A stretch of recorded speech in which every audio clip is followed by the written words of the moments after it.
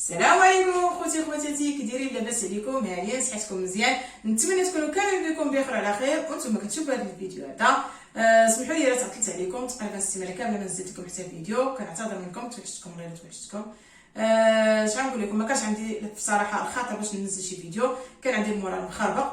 راكم عارفين الانسان اللي هو كيكون مغرب على والديه وعلى وليداتو وعلى حبابو وعلى بلادو، شويه مره كيتبلوكا، ما كيبقاش عنده فين يزيد مازال يصبر. ما كيبقى عنده الخاطر حتى شي حاجه، سيرتو مع الكونفيرمون كلشي مسدود كلشي مطرق. شنو نقول لكم، الله يجعل سيدي ربي يهزنا الوباء هذه، ربي على المقارب تحل لنا الحدود ان شاء الله، نمشي نشوف وليداتنا وولاد والدينا وحبابنا بخير على خير ان شاء الله بصحه جيده. اهم حاجه وانا جيت رجعت لكم فيديو جديد ان شاء الله كما العاده كيف ما متعودين عليا ديما. كي جيتكم بعدا باللوك الشعر مبوكلي، تخليوها لي في الكومونتير وقول لي واش جا معايا ولا ما جاش معايا الشعر مبوكلي. المهم اليوم غادي نشارك معكم واحد 3 ديال الاشكاليات ديال الحلوى اللي هما ساهلين وبساطين، كما ولفتكم ديما كنشارك معكم الحوايج اللي هما ساهلين وبساطين اللي يمكن اي واحد يديرهم. كاين ان شاء الله واحد المناسبه اللي قريبه غادي نشاركها معكم ان شاء الله. كما عارفين كنشارك معكم كل شيء، ما كنخبي عليكم حتى شي حاجه. غادي نشارك معكم ان شاء الله 3 اشكال ديال الحلوى اللي هما ساهلين وبساطين. حليوه ديال البقلاوه، وحليوه ديال الكوك، وحليوه عاديه. غادي نشارك معكم ان شاء الله. المهم خليكم معايا ما تشوفين تبعوا البنات. غادي نبداو دابا ان شاء الله بالبقلاوه ديالنا، هي الاولانيه. كيف ما شفتوا هنا عندي زلافه ونص ديال الكاوكاو اللي سلقته ونقيته وقليته بالزيت وطحنته على هذا الشكل هذا كيف ما كتشوفوا، مهرمش ماشي مطحون معجن. المهم كيبقى مرمل شي شويه. هنا عندي العجين ديالي، راني فايت لي شاركته معكم. العجينه اللي كتباع في السوبر مارشي راه هي متوفره، كتباع هكا يعني موجوده. راني فايت لي شاركته معكم.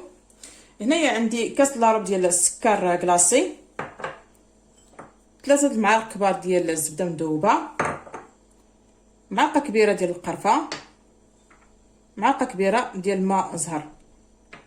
غادي نبداو دابا ان شاء الله. غادي نديرو السكر كلاصي هو الاولاني. اللي ما عندوش بغى السكر كلاصي اولا بغى يدير ولا بغى يدير العسل يديرو ماشي مشكل.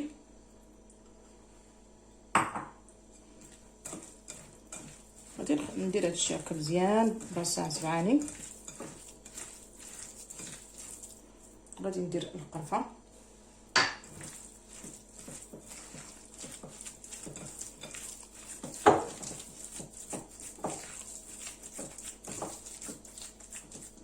غادي ندير الموارد،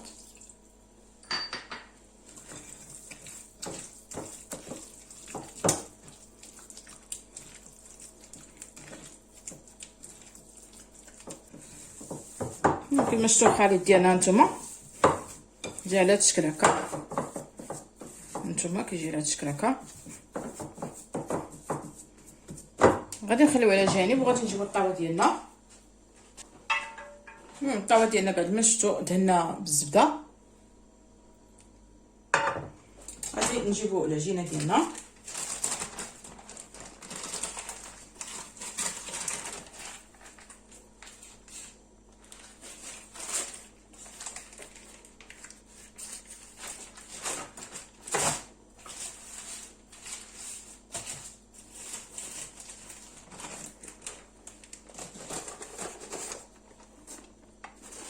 نحاولوا هكا نسرحوها مزيان.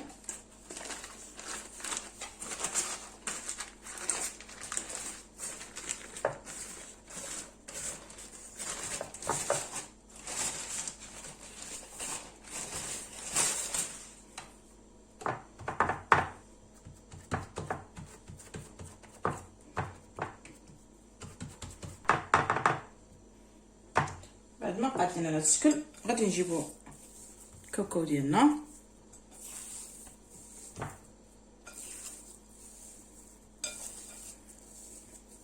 غادي نحاولوا نوزعوه هكا كامله.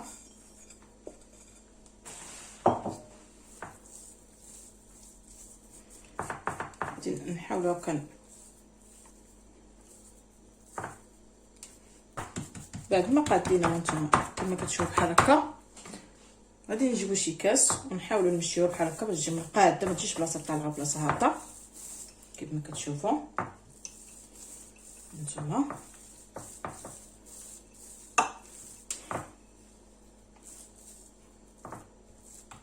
بهذا الشكل هكا.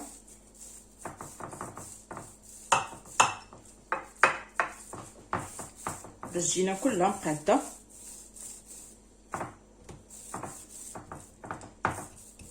الا عندكم شي مدلك صغير مقاد ديروا به، كو به كما كتشوفوا نتوما.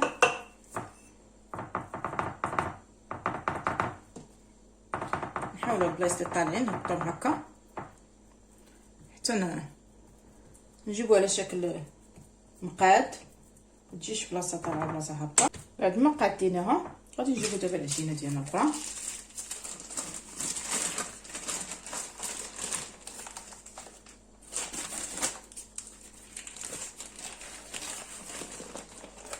نجيبوها هكا تيجي من الفوق.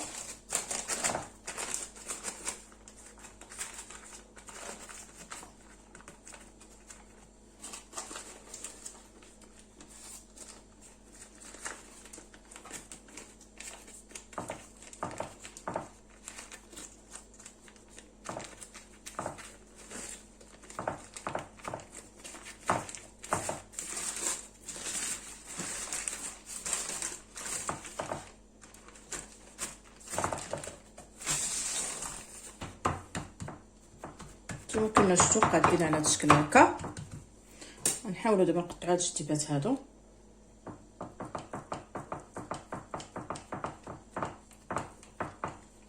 هكا.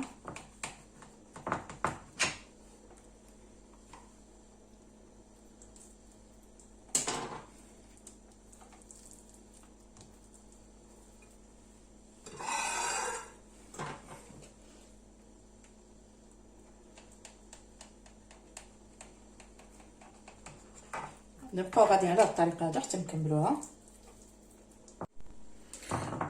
بعد ما قاديناها غادي نحاولوا نقطعوها هكا. نتوما تقطعوا على حسب الشكل اللي بغيتو. نقطع هكا في الطول. كاين اللي كيبغيها صغيره وكاين اللي كيبغيها كبيره. المهم انا نقطعها كبيره من صغيره.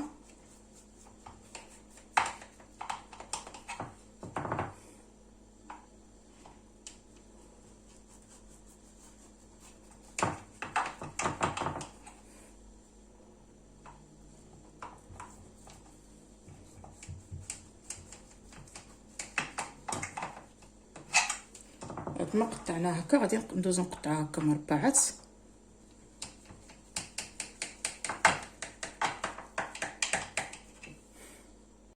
من بعد ما قطعتها على الشكل هذا كما كتشوفوا غادي نجيبو هنا اللوز اللي هو سلقناه من قبل وحمرنا بشويه ديال الزيت. غادي نديرو على هذا الشكل هكا. غادي نبركو عليه مزيان باش ما تحيدش لينا.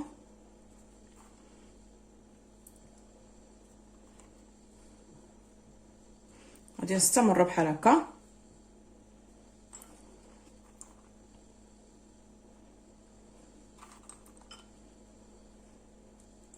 ونرجع معكم بعد ما كملت على هذا الشكل هكا. غادي دابا ندخلها الفرن ديالنا اللي سخنا من قبل على 180 درجه. غادي نخليوه على 120 درجه. غادي نشعلوها عليه من الفوق ومن التحت حتى طيب لنا من التحت ونخليوها تحمر شي شويه حتى يولي اللون ديالها ذهبي. ما غاديش نحمرها بزاف. ونرجع معكم باش نديروا الشكل الاخر. خليكم معايا. غادي ندوزو دابا نصاوبوا الشكل الثاني ديال الحلوه اللي هو حلوه الكوك. غادي نحتاجو هنايا زلافه ديال الكوك بزوز الهند، زلافه مع مرش ديال السميده رقيقه، جوج بيضات، حامضه محكوكه شور ديالها، كاس الا ربع ديال الزيت، كاس الا ربع ديال السكر سنيده، معلقه صغيره ديال الخميره ديال الحلوه، شويه ديال الملحه. غادي ندوزو الشغله دابا.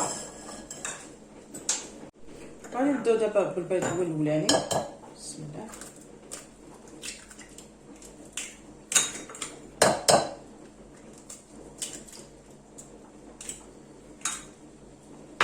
غادي ندير معاه السكر سنيده. غادي نخلطو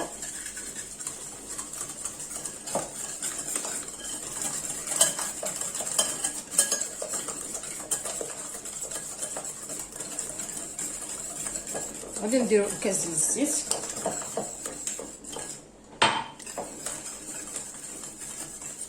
غادي نديرو داكشي ديال الملحه.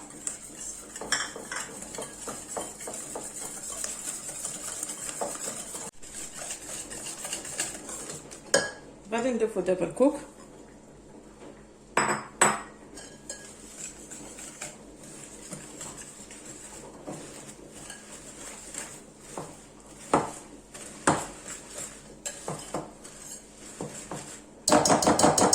غادي ندوز البيضيه.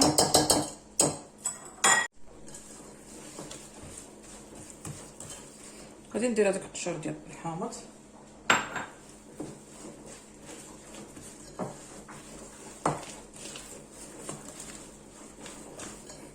غادي ندير هذيك الخميره.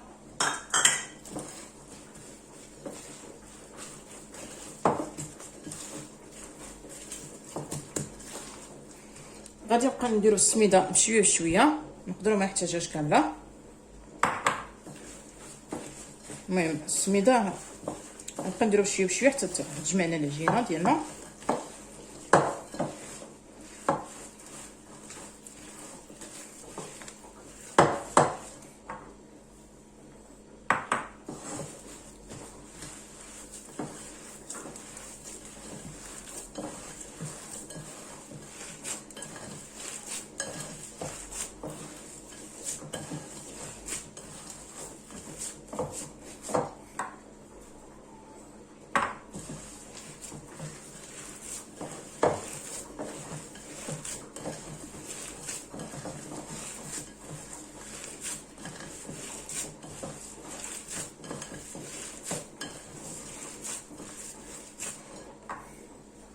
هنا السميده راه حنا درناها كامله.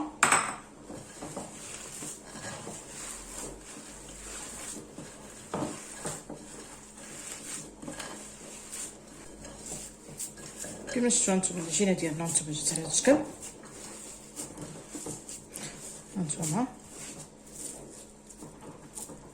غادي نخليوها دابا واحد شويه ترتاح ونرجع معكم. المهم العجينه ديالنا بعد ما خلينا ارتاحت واحد شويه غادي ندوزو دابا نكوروها على هذا الشكل هكا ونفندوها في السكر كلاصي على هذا الشكل هكا. نتوما غادي نحطها في الطاوه ديالنا.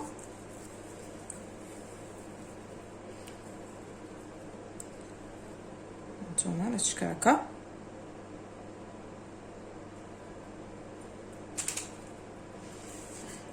غادي نستمروا بحال هكا.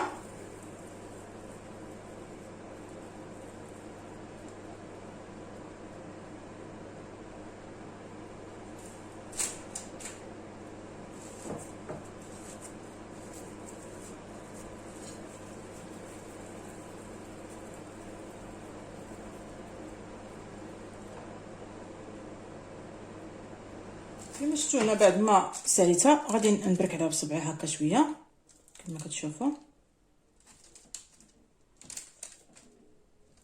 غادي نمشي معاك كامله غير بشويه. من بعد ما كملتها دابا غادي ندخلها للفران اللي هو سخناه من قبل على 180 درجه. غادي نقصها دابا نخليوها على 140 درجه. نديروها الوسط باش طيب على خاطر باش تحل لنا بحال الشكل ديال الغريبه. غادي نديرها طيب دابا ونرجع معكم باش نصاوبوا الشكل ان شاء الله. كما شفتوا هنا بعد ما طابت البقلاوه ديالنا راه باقا سخونه غادي نسقيو بالعسل كامله هكا. الا كانت البقلاوه باقا سخونه العسل يكون بارد، الا كانت البقلاوه بارده من الاحسن يكون العسل سخون. انا راه عندي بقلاوه هنا باقا سخونه.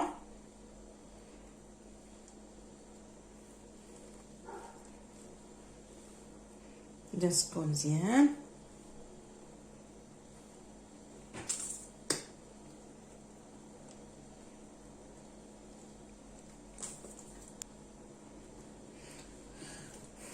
بعد ما سقيتها هكا كامله بالعسل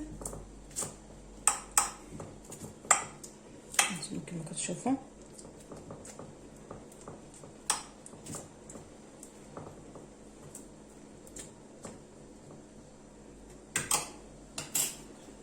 غادي نحاول هكا نعاودو نقسمها بالموس باش يشرب لنا داك العسل.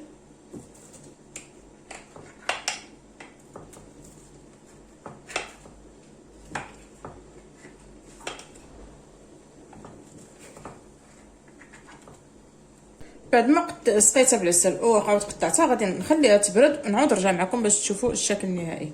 غادي ندوز نصاوب معكم شكيلتات ان شاء الله. هنا غادي نحتاج واحد 3 ديال المعالق كبار ديال الزبده على درجه الحراره المطبخ. هنا كاس الا ربع ديال السكر سنيده، بيضه واحده، 2 معالق ديال الكاكاو. هنا طحين على حسب الخليط. غادي ان شاء الله نبداو دابا. غادي ندير الزبده هي الاولى كما شفتوا، الزبده على درجه الحراره ديال المطبخ. غادي نديرو سنيده، نحاولوا نخدموها بيدينا.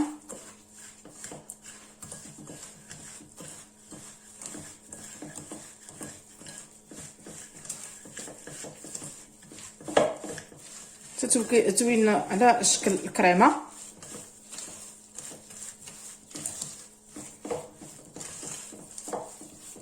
كتولي على هذا الشكل هكا، على الشكل ديال الكريمه. معرفتش واش كيبان لكم ولا لا نتوما، على الشكل ديال الكريمه. غادي ندوزو نديرو البيض ديالنا.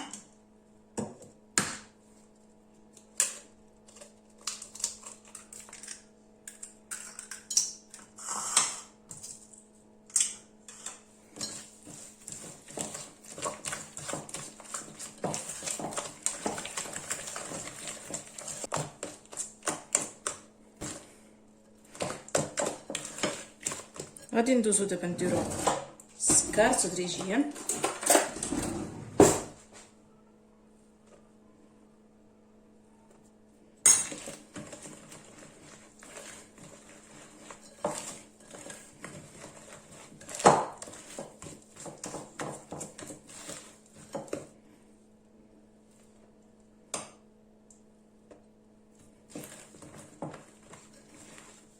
حنا على حسب الخليط، على حسب العجين ديالنا.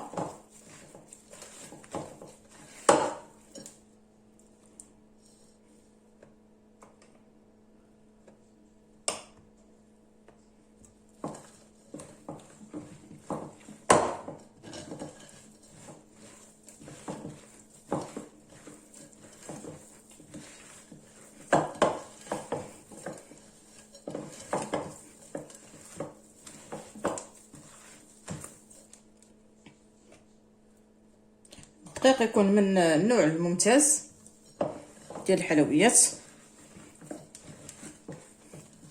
باش ما يتلصقش لينا.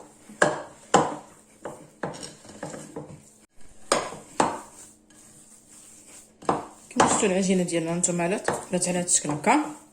نتوما غادي نقسموها دابا على 2 كما كتشوفوا.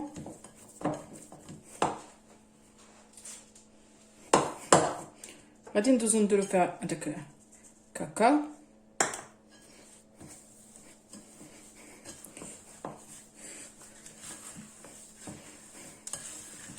نبقى نزيدو بشويه بشويه حتى نحصلو داك اللون اللي بغينا.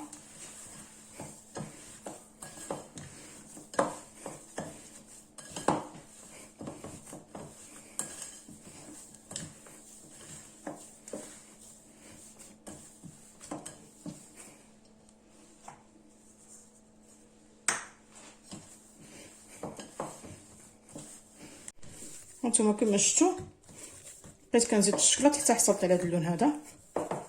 هانتوما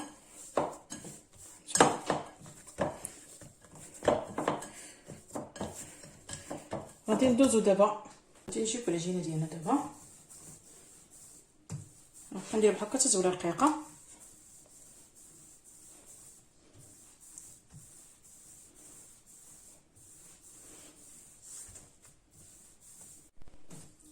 بعد ما درنا ديال هذا الشكل هكا كما كتشوفوا غادي ندوز نصاوب الشكل الاخر حتى هو بحالو. كما شفتوا درنا على هذا الشكل هكا.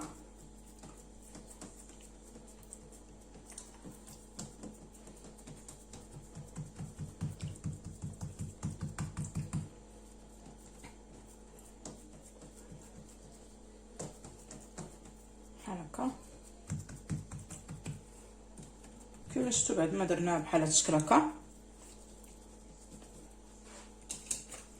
غادي نقطعها بحال هكا،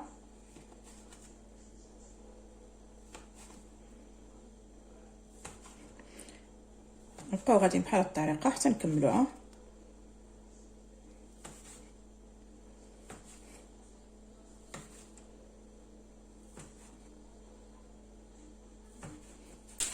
غادي نجيبو الطاوه ديالنا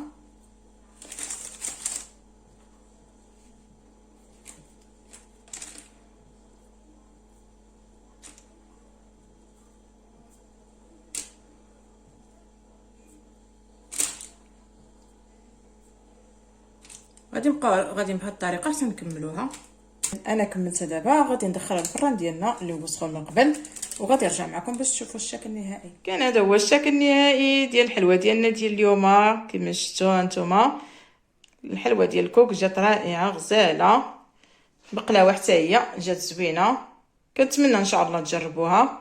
هذه حليوه اللي درتها بالكاكاو حتى هي جات زوينه، سهله وبسيطه كيف ما شفتوا. كنتمنى ان شاء الله تجربوها. وصلنا للنهايه ديال الفيديو ديال اليوم. نتمنى يكون خفيف ظريف على قلوبكم، ونتمنى الفيديو ديال اليوم ينال الاعجاب ديالكم. واللي ما اشتركش في القناه يدوز يشترك في القناه، تضغط على سبسكرايب وعلى جرس الجرس باش يوصلوك كل جديد. وما تنساوش تخليو لي واحد اللايك واحد كومونتير زوين من يديكم باش تزيدوا تشجعوني ونزيد مازال القدام ونزيد نعطي الجديد ان شاء الله يا ربي. المهم شكرا لكم بزاف بزاف، وتهلاو ليا فراسكم الى فيديو قادم ان شاء الله. باي باي عليكم، بيزو ليكم.